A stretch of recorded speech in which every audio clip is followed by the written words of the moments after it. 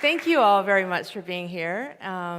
So I'm going to start with telling you why I'm here and why I'm really here talking about the brain. So 9 years ago, I had a motor vehicle accident. I was rear-ended, and it was at high speed, and it wreaked havoc on my neck, and I got nerve damage that radiated down my body and into my arms. And I also had a concussion and PTSD. And I ended up having neck surgery, but the worst of it was probably my brain and my mind and recovering from that. So the effect on my life was such that my 6-year-old son, Mateo, at the time, he could not come up to me spontaneously and hug me or play with me because my nervous system was stuck in fight or flight, so I had this hypervigilance response. I also couldn't help out around the house because my arms and neck and shoulders had so much pain. And so I wasn't very useful. I also couldn't even do some self-care things. So my husband had to become essentially like my caregiver at way too early of an age. And so I tried to focus on work, and this was difficult because I had brain fog. And so I couldn't really focus and keep my train of thought in meetings. I had to take a lot of notes to try and keep my train of thought and remember what I wanted to be the outcomes of the meeting. And I was running a different tech startup at the time. And so all of this really took away my identity, because my identity was tied in with being a mother, with being a wife, and with being, actually with having intellectual capacity. I was an electrical engineer, and I just took a lot of pride in my work. And it took away a lot of my freedom. And so I came face to face with my greatest fear, which was losing my mind. And so the reason I'm sharing this with you is because this is what our society accepts as a natural part of aging. And it's not something that I would accept as a natural part of aging. It's not something that I will accept. And so I have started Sensei as a way to get control of that for both myself as well as for others. So the intention of Sensei is to empower individuals to take control of their mental health. And when I was looking, so the intervention that actually transformed my life and gave me back control of my mental health and my nervous system was neurotechnology. And neurotechnology is not all created equal, and I had various experiences of different types of neurotech. And so when I looked at this as an engineer and thought, how am I going to scale this? How am I going to take this beyond the elite to the masses? I looked at there were two problems that need to be solved. And so one of them was, how do we systematize this? And I thought, okay, I can do that as an engineer. And the second one was measurement. And measurement had to be objective, right? And it had to relate to life function. It had to be meaningful measurement. And so that is actually the topic of today. So as we start talking about reversing brain age, we need to be able to talk about what are we measuring that we are now reversing. It has to be meaningful. So what we're going to cover is how do we measure brain health today? Oh, it's there. I'm going to look here instead. How do we measure brain health today? So what are the current methods, right? And then how is the brain so complex that these methods are not enough? What else can we do to apply meaningful measurement? And then I'm going to share with you some of the work that we've done at Sensei. So we're really excited because we've been 1 year in market and we've collected a lot of data. And so now we're building a brain age clock, and we've partnered with Buck Institute to do this. And not only are we measuring it, but we have data to show that we can reverse it. And we are launching a product called Brain Years for clinics to do biological brain age testing this winter. So I'll share a bit about that too. So we do some measurement on our bodies, right? There are some tests that we do annually, maybe prostate exams, mammograms, we get eye checks. So as you start getting older and you start having to hold your book out a little farther to read, right? You go see your eye doctor, and then hopefully you get a new prescription. But there is no equivalent for brain, right? So why is that, right? So if you have to have an injury And then you might get a CT scan, you might get an MRI, they're expensive. Right? As you start having your memory decline with age, you might go to a doctor and complain about this, and the doctor might actually get you to just draw a clock. Like, this is actually still a method that's used. It feels pretty old school, right? They'll ask you to draw a clock, and then they'll tell you whether or not you have dementia. Or you might fill out a questionnaire about your symptoms. But then at this point, it's probably too late. So really, probably the best clinics would do a test that would be a neuropsych test. And they would check the outputs of your brain. So they might check with pen and paper your accuracy, or maybe they digitize it and they can actually check your reaction time. And that's not bad, but we can do better. So in this room, how many people have heard about EEG? Probably most of you have heard about EEG.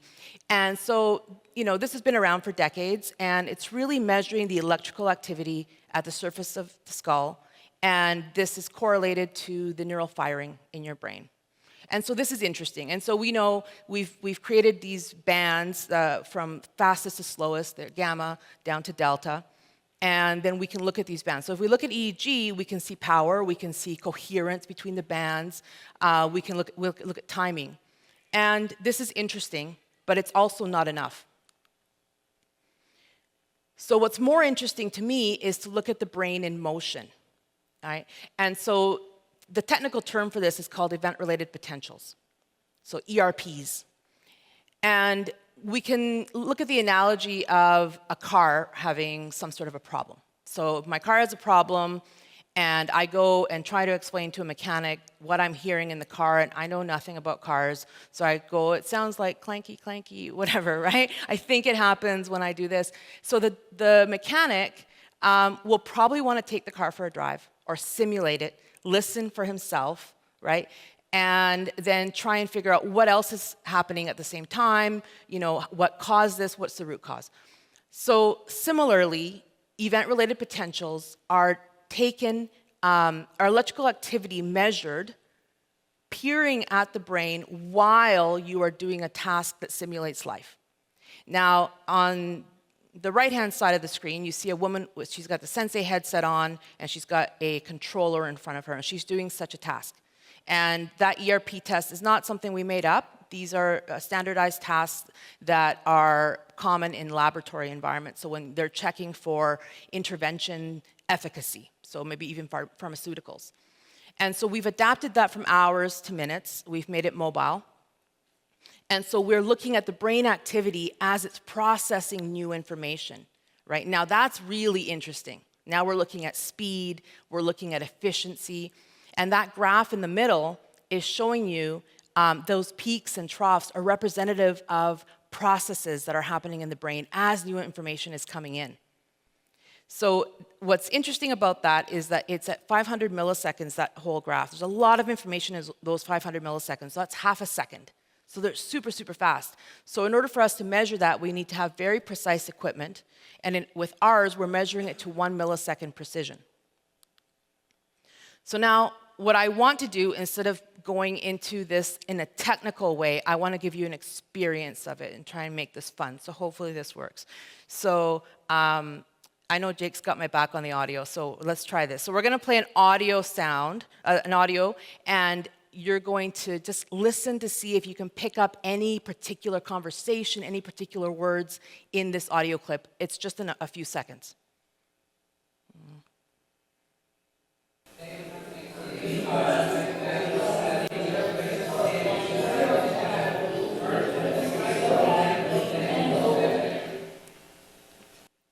Right?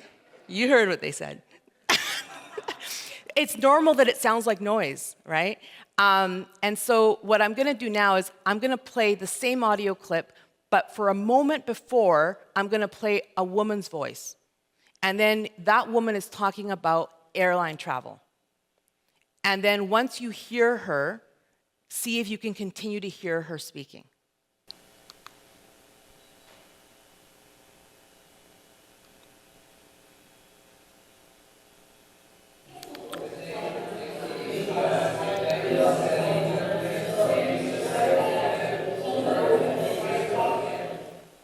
It's is not supposed to be easy, but it's a little bit better, right? It's a little bit, you hear a little bit more. If I played it over and over, you would not be able to not hear her eventually. So what I'm trying to illustrate is that there is a process of filtering that's happening in the brain. And so in this example, we're helping you with the filtering process by giving you more information. Now you know what you're listening for, you know the sound of her voice, right? If you knew her, it's all you could hear. So what I want to do is kind of break that down a little bit more, right? So now let's take it to this sort of conference environment. So you're at a HealthSpan summit, you're in the lobby, there's a whole bunch of conversations going on. What is going on in those 500 milliseconds, that half a second? So first of all, you're filtering, your brain's filtering, and you're saying, this is distraction, I'm not listening to this guy, I'm only listening to this lady here. So you're selecting where you're going to place your attention. Then you are doing something called classification. Classification is, what is it, right? You're naming it. So in this case, it's words. So you're taking in words, and then you're using your working memory process, and those two are going hand in hand. So you're classifying, I know this word, this is the language I speak, and you're putting it into working memory, and then you're forming sentences. And then you're making meaning from that. You're finding a pattern, you're making meaning, and you're making a decision. And the decision is about your response. Am I going to respond with this gesture? Am I going to respond with this word? And then there's another process that's kind of interesting, which is error detection and error monitoring. So I'm actually checking myself and saying, did I say the wrong thing? Did I respond the wrong way? Right? So all of this is really interesting, and you can see the power of the brain, but your brain's actually even more powerful than that. So despite the fact that you've filtered out information in the room, your brain is still processing everything that's going on in the room. So all the conversations are still coming in. And they're registering, so we actually can see them in the ERPs. You're still processing it. And that's why if you hear your name, even if it's far away, it'll still draw your attention. Right? So what if it doesn't work? So all these processes are actually quite complex, and you see they're happening at sub-second speed. Right? So I'm going to give you 3 examples of where the processes start manifesting as symptoms of something going wrong. Things are going a little haywire. Is that okay? So the first one is, that was an example. The first one is, yeah. Your filtering's not working. So when the filtering's not working, everything's at high volume. Right? So if you've had a concussion before, like I have, right? You get hypersensitive to light and sound. That's when everything's at high volume. You can't remove distractions, and it's awful and it's overwhelming. A second one would be where your error detection, your error monitoring, it just keeps kicking in, right? And so you're always like, oh shoot, I said the wrong thing. Or like more familiar would be, I forgot to lock my door. I forgot to turn off my stove, right? So what does that sound like? That's leading to compulsive tendencies. And so we can pick that up as well. And then a third example, more relevant to this conference, would be aging, right? So we know some things about the aging brain. We know that the power goes down in all the different bands. We know that the center frequency gets slower, like especially in the alpha range. And we know that the processing speed deteriorates. So the efficiency goes down and the speed goes down. So this might manifest as somebody having difficulty keeping pace with a conversation, right? You might see this in some older relatives. And so, especially in a group. And so now, what's happening there, it could be their classification is off. It could be working memory, is usually what people attribute it to. Or it could be their processing speed. And we won't know unless we peer into the brain while it's in motion, and we can isolate the root cause, because they will affect each other, and it'll become confusing if we're only looking at outputs. So the brain is super complex. So with Sensei, we've taken a very humble approach in that we're building upon research that's been done, and we're taking, we have a great group of people that have a lot of experience and knowledge, but we're also learning. And so when we look at measurement, as much as I've been talking about the brain in motion and ERPs, we're also looking at EEG. We also have neuropsych questionnaires embedded, and it's important that we look at all of this. And we're looking at the outputs as well, so we also capture reaction time and accuracy. So this is our founding team, and Jeff is here with me today. And the three of us have been at this for about 6 years, mostly in R&D, and we've been in market for about 1 year with a consumer product. And then we've been very fortunate to have a fantastic group of people that are researchers, clinicians, doctors. Dr. Olivia is here with us today. And I'll point out, a lot of this, it's been 6 years. A lot of this is not easy stuff. Even the math of it is quite complex. Dr. Tato Sakadze, who's in the top right, says neuroscience. He's a neuroscientist out of Duke, and he's one of the premier guys in event-related potentials, and he's been so instrumental in educating Dr. Corey and myself, my co-founder, on the engineering side of the ERPs and making sure we get it right. And Jay Gunkelman, who's on the bottom left, is also a pioneer, but on the EEG side, equally complex to get that math right. So before I can get into the data set and how we've built the clock, I just want to give you a sense, some context of what have we built, right? So we have a neural wellness, neurotechnology platform, and we talk about it as being a 5-in-1 solution. So it's hardware, it's software. You see there's a headset. It looks like a set of headphones, and it's got electronics in it. And then there's a mobile app that's gamified, and it's on tablets or phones. And then you see the controller. And the controller you saw earlier in a photo when there was the woman doing the ERP test. And so of the 5, the first 4 that are listed here are interventions. So they're less of the topic of today. And the 5th one is the measurement, the event-related potentials. But I'll touch really briefly on what those 4 are. So neurofeedback. Neurofeedback is biofeedback with EEG. So it's looking at your brain waves, and it's translating that into audio and visual. And so it's an immersive experience. And so I think a lot of people in this room know the power of music. So now imagine the music is real-time representing your mental state. And as a hands-free video game, you're learning how to control it, how to manage it, but not in a way where you're thinking it, you're actually immersed in it. It's sub-thinking speed. Right? So it's quite beautiful, and that's really the core of what we want Sensei to accomplish for people. But neurofeedback is a lot like exercise, right? Olivia was on a panel earlier talking about exercise. So a lot of people don't want to do it. It's 3 times a week. It's 15 minutes each time. That's as simple and short as we could make it. But people have to be willing to do the work. Right? So we also have transcranial photobiomodulation, and this is meant to give people that pill effect, which is what people want. So this gives people the state change, right? So transcranial photobiomodulation is infrared light through the skull. We do it at 810 nanometers. So it penetrates the skull, it activates the mitochondrial energy cycle, and we also alternate frequencies all the way from 1 hertz to 1024 hertz, and we have a variety of different programs we offer. HRV training is also biofeedback. So biofeedback is so important because you're actually learning how to control your own biosignals.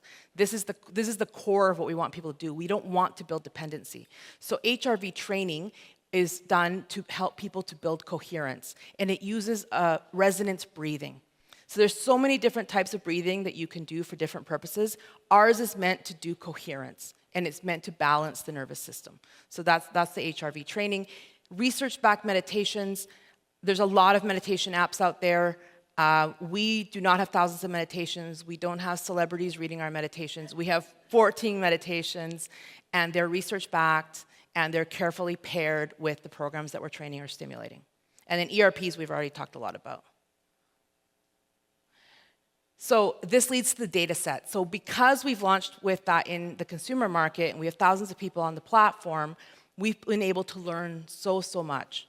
And so we have this huge, rich, longitudinal database, and it includes EEG, ERPs, HRV, and self-reporting. It's so important to know if people actually are reporting that their life is changing. So we have to marry those two, the quantitative and qualitative. And again, it is all at 1 millisecond precision. And the context of the data is also important, right? So a lot of people are trying to collect data kind of fast and furiously. We're doing it in the context of 16 designed trials in the wild. And so our trials include one for anxiety, one for sleep, right? One for attention, right? You get the idea. They move through into peak performance and into deeper meditative states as well. So it's a game that unlocks, and it has a sequence that goes between assessments, recommended protocols, and then back to assessments, and that's how we get the longitudinal data. So we're building a brain age clock. So I think there's a lot of talk in the longevity space about building biological clocks, and that's very exciting. So typically, it's a game of data analysis. It's a statistical game, right? Like if you're able to build a clock, it has to be accurate to be meaningful. And so in our data set, we've found, even before applying AI, we found 35 markers that track with age. And we had really great statistical accuracy. And now with AI, we're looking at over 100. So we've partnered with Buck Institute to validate that data set, improve the clock, and we're going to be publishing studies on that because it's really important for us to be sharing knowledge and just lifting up the space. And so it's one thing to measure brain age, measure brain health, and it's another thing to reverse it. And so we think that so we have incorporated measurement of reversal of brain age into our system. But I think that a lot of people at this conference are already working on projects and modalities that are also reversing brain age. And so what we're positing is let's start measuring it. Let's start measuring it accurately. It's a little bit of a lag. There we go. So these are our results from a mission or a protocol that's called Sharp Mind. And Sharp Mind is designed for cognitive decline due to aging. And so these numbers, we're very proud of these numbers. This is an early cohort of 50 people, aged 31 to 83, with an average age of 56. And we have 76% of users with improved mental clarity, 87% of users with improved brain processing speed, and the measurement is 10% improvement, and that's the P300, that's an ERP. And there's a 40% decrease in the reduction, there's a 40% decrease in errors, right? So that's a measure on the output side. So we are doing mammograms, we're doing prostate exams, we're doing eye exams, right? Why is it that we're not doing brain testing regularly? And I think it's because it hasn't been easy to do, it hasn't been inexpensive, and it hasn't been useful outputs, right? Actionable outputs, or else why do it? And so that's changed. So with Sensei, we are launching Brain Years for clinics this winter. And what this is doing is allowing clinicians to be able to bring the brain in as a piece of the puzzle with the ERP processes, with the EEG, with the HRV, and really building this holistic view of the brain and what's going on. And what this will allow them to do, even if they're not brain experts, is they'll be able to look at more of the root cause. And they'll also be able to test efficacy of treatments that they're putting forward with their clients. And they'll have an in-depth report that will go in with the Brain Years. And so we would suggest the regular testing would be every quarter, so every few months. And that's it. So we've done the work to make this easy, to make it scalable, and we hope that it will help people to get preventative and proactive with their mental health. If you have a clinic and you want to be on the wait list, please get your phones out and take a QR code scan. Thank you very, very much. Thank you, Paula. Thank you. You know what? I'll go out this way. Okay, that's great.